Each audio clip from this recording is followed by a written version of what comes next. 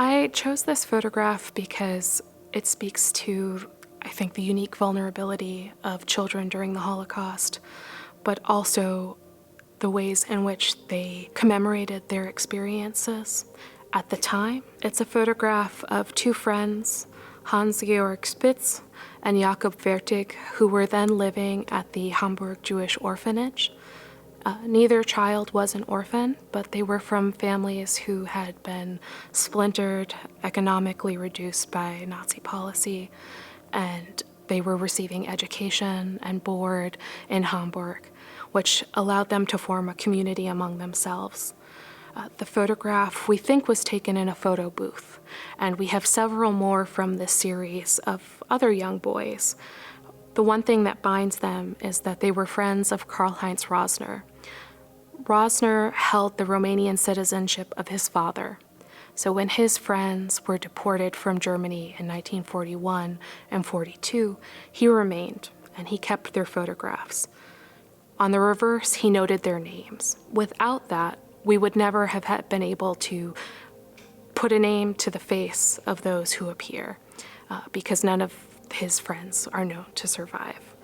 They were deported to Riga, to Auschwitz, and Karl-Heinz, who until 1944 was able to remain in Germany and was only deported to Buchenwald when geopolitical circumstances changed, was able to retain those photographs. Karl-Heinz, and we can derive this from sort of the appearance of his childlike handwriting, that he was likely captioning the photographs as his friends were leaving his life.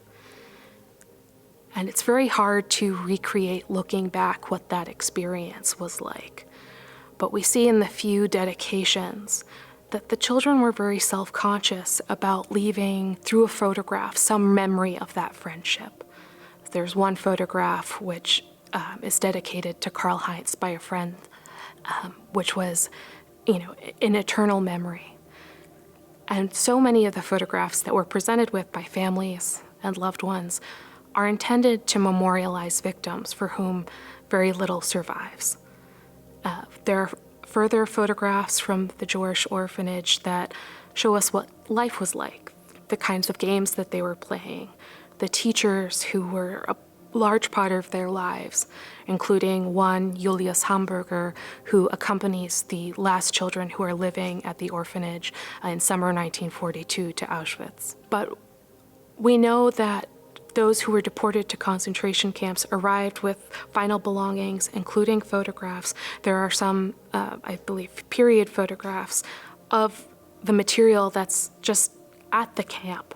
And what has a use for Nazi authorities, which can be reused, would have been sent back to the Reich for any further purpose. The processing of precious metals from human bodies, the repurposing of clothing items. But what would a personal photograph have any use for? So much of that is not retained. And it's through the instances where another person has managed to retain this or come back into possession of it that we know more. So as an intake curator, I'm trying to gather as much information about a photograph so that my colleagues within the institution or those who draw on our resources will be able to use that as a tool to communicate with others. And something that I've heard from my colleagues is that photographs are uniquely situated to draw the interest of audiences.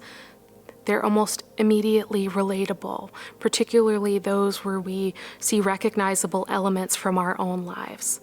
And though this snapshot of two boys and just an intimate moment of their friendship is very ordinary, it's a unique entry point to, the sympathy that we might have for someone who is subject to such horrible dehumanization.